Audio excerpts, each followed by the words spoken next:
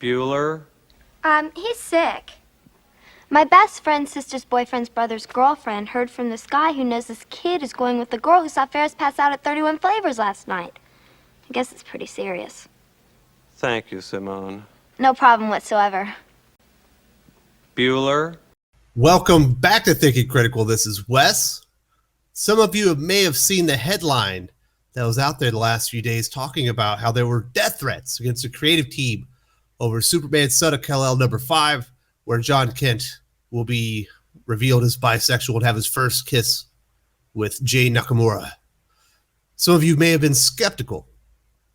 Said, I would like to see more receipts than this anonymous whistleblower claim that we're seeing. And you would have been right, because the truth has come out, and it is indeed not exactly, it's completely false. By all means, of course, DC Comics, who would have known about this headline for the past 48 hours, refused to correct the record. They never even addressed it. They do have a publicity department. They do have executives that serve in a capacity where communicating with the comic book industry, getting information out there, putting fires out would be their job. You certainly have the creative team who could have definitely said out there like, hey, this actually didn't happen. But none of that happened. I guess it's easier to just throw your own customers under the bus and have people calling them hateful and bigots and homophobes and this phobes and that phobes and just calling them all kinds of names and essentially bashing your customer base as bad people. You'd rather let that sit out there in the air, perhaps create a little bit more controversy, generate more sales, maybe some more sympathy for the character as the character goes through this revelation as far as the future of the character. Perhaps they go with the Eric Bischoff controversy creates cash. Perhaps they just don't care if people are out there taking massive dumps on their entire fandom, on their customers who've been out there supporting, their comic lines for decades. Why would they need to intervene? It's not like you were talking crap about Jim Lee himself. All right, Slag, let's talk about the headline. This is what came out on the 2nd of November from TMZ, and I will give you this. Some people will say, but Wes, it's TMZ. Are they a reliable news source? No, they are not. But not everybody knows this. There are some people that go to TMZ for their information. Just like when I was in the military, I was talking to one of the young airmen that worked for me. We were talking about some current affairs, and they listed The Daily Show as their news source. And I had to explain, that is a parody show. That is actually not news, just like TMZ. But not everybody knows that. You need to correct the record when people are out there disparaging your customers. Unless you're DC Comics, then you don't give a crap. This is the headline from TMZ. It says, Superman, bisexual backlash spurs LAPD protection for artist and studio. Now that is a pretty big claim. That sounds like there were some pretty big threats. This is what the meat of the story from TMZ would go on to claim on 2 November, over 48 hours ago. LAPD officers were recently dispatched to patrol the homes of some of the illustrators, production staffers who created the latest iteration of Superman. The extra protection comes after major backlash that included some so-called fans making threats. We're told the pissed off comic book readers inundated the studios to voice their displeasure with the character's newly announced sexuality.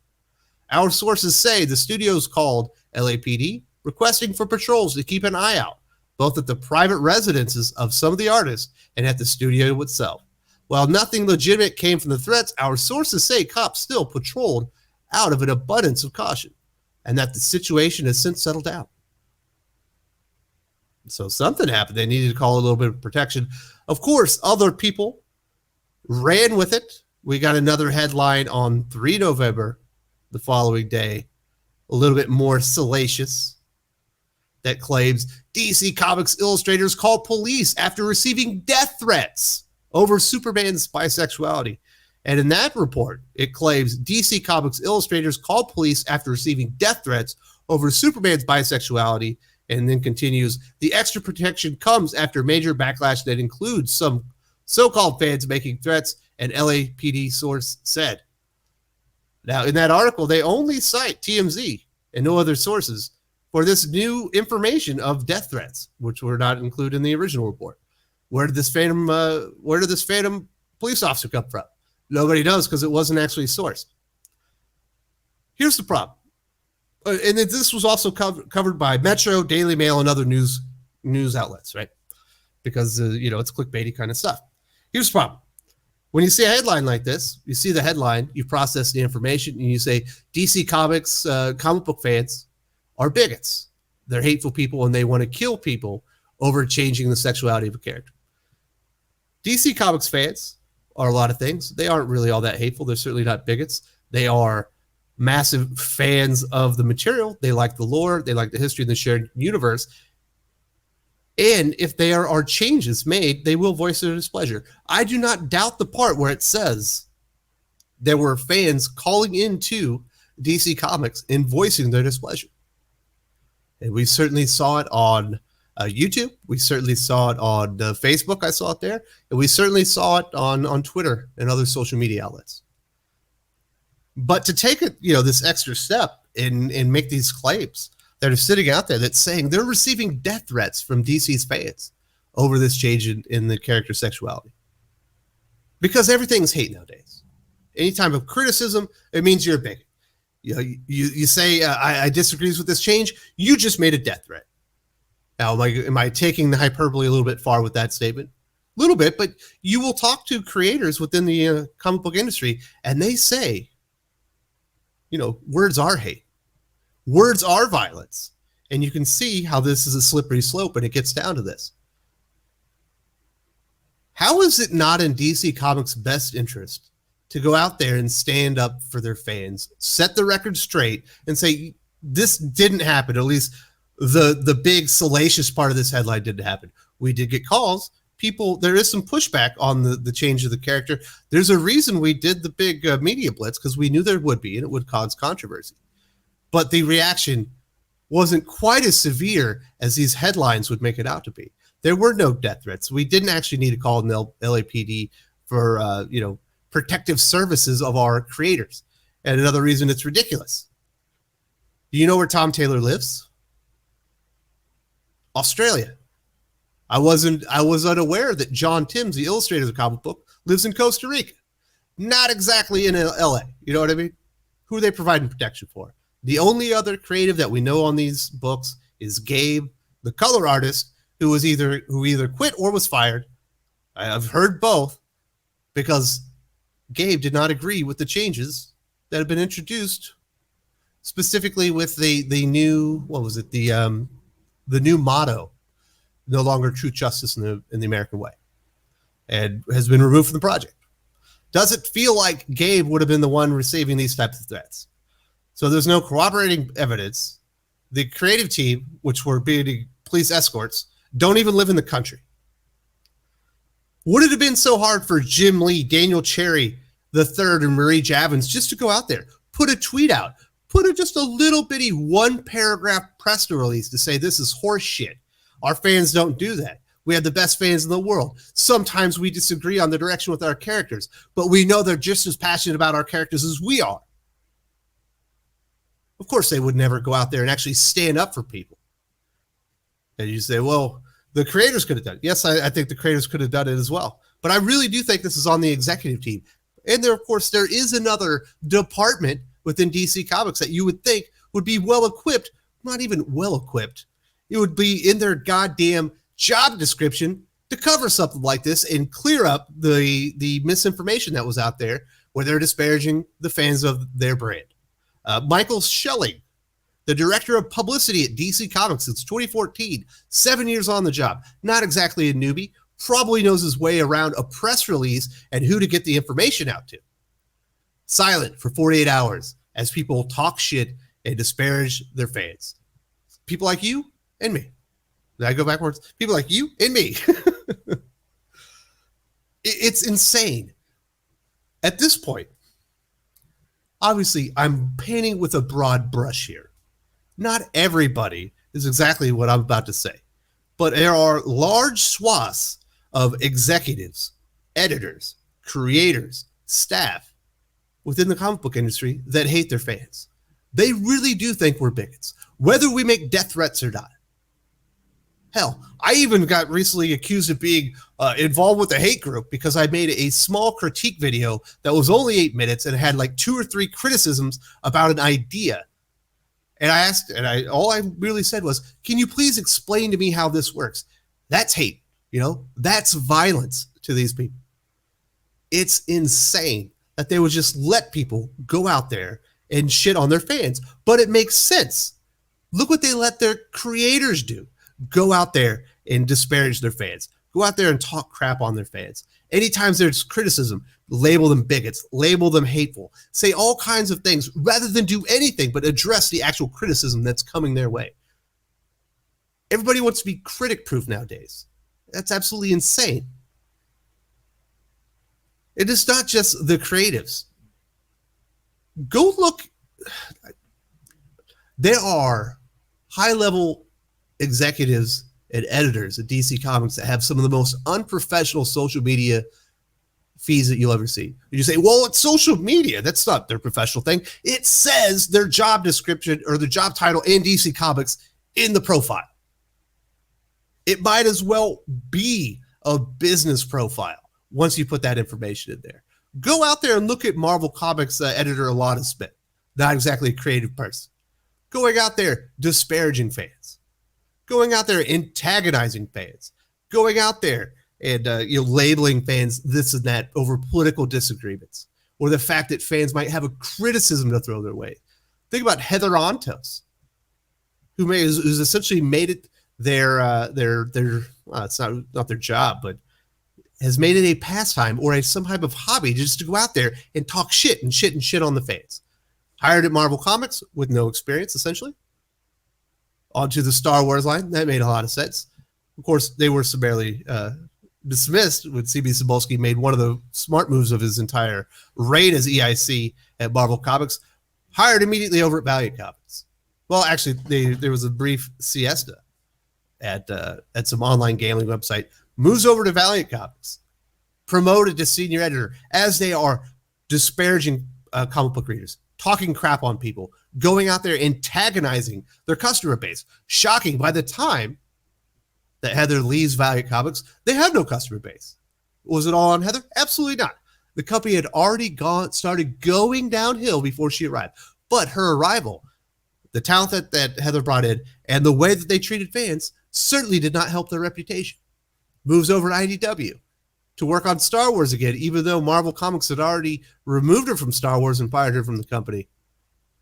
We shall see if they still need Heather Antos at IDW now that they no longer have the Star Wars license or any of the Marvel stuff, since that's what they were specifically hired to do. But there you have one person, completely unprofessional, out there attacking fans, calling them names. 3 companies willing to hire this person, with a track record of being bad at their job and treating people terribly. This stuff is all accepted. They were probably happy that we got TMZ and other media outlets jumping on the bandwagon that all of DC Comics and comic book fans are hateful bigots and they're just awful people and they all need to go away. You can't make this stuff up.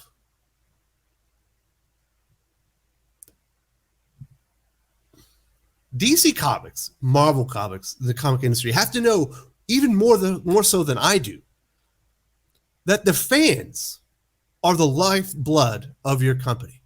Without customers, without people willing to come in, shell out their hard-earned money to read your substandard, lazy-ass, boring stories in hopes that they're going to get better over time because they've been invested in the characters for years, that you actually cannot sit there and dump on them constantly. And when people come out there and attack your fans, that it might behoove you to actually go out there and stand up for them and let people know that you have the best damn fans in the world, whether you even believe it or not. We can all think one thing, but what we say is one thing else, is something else. And silence, I'm not going to say silence is violence, but it certainly is propagating the lie that they knew it was out there. I don't know about you guys, but as somebody with the comic book channel, I got 2 people that do not read comic books that are just friends of mine sent me links to this damn article. They're not interested in comic books, but they're aware of this. They're aware that there are fans out there threatening to kill creators of Superman Son of Kal-El from DC Comics because apparently comic fans are such terrible people.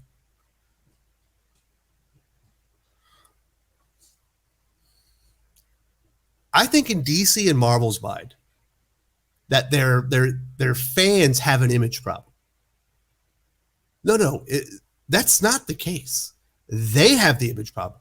They are the ones that are destroying characters. They are the ones that are going out of their way to antagonize people and then calling people hateful words, slanderous words, and to basically silence them when they have fair criticism. There's only so many times people can put up with this crap. There's only so many times that you can have false reports from TMZ, CBR, Newsarama, Screen Rant, or any of these other outlets out there disparaging your customers, and you remain silent when you could correct the record. You could go out there and stand up for your fans. Do they hate us? I think there's a pretty good chance that there are a substantial portion of people in high-level positions at DC and Marvel that hate every single one of us that have been around for years, and there's nothing more that they would like than for us to all walk away and say, screw it, you can have it. We're not going to fight for these characters, these universes, these standards, these icons, these symbols that we've all invested our blood, sweat, and tears into as we've witnessed their tales of heroism over the decades. I got this one. They're not going to. A lot of people are not going to give up these characters without a fight. But there's also a lot of people that are not going to let their names be run through the mud simply for supporting a brand that they know doesn't like them. I don't need DC Comics to love me. I don't even need DC Comics to appreciate me. At this point, I'm quite certain that they don't. But you can appreciate the fandom. You don't have to disparage your customers. You don't have to let other people disparage your customers when you have the correct information and you can correct the record and set things straight and let people know there was some pushback, but there were no death threats. We did not need an LAPD, police force escorting, Tom Taylor in Australia and John Timms in Costa Rica around. It was ridiculous from the outset. It would have been so easy to clear the record. 48 hours later, Bleeding Cool had to clear the record for him. How pathetic is that? If you enjoyed this video, please give it a like. I would appreciate it very much. It helps us attract more views for the channel. Subscribe for future commentary, comic book news, and reviews. And don't forget to ring the bell for notifications. If you want to talk comics, movies, and much, much more, you can follow me on Twitter at Wes_from_TC. With that, Salamat Po, and I'm out.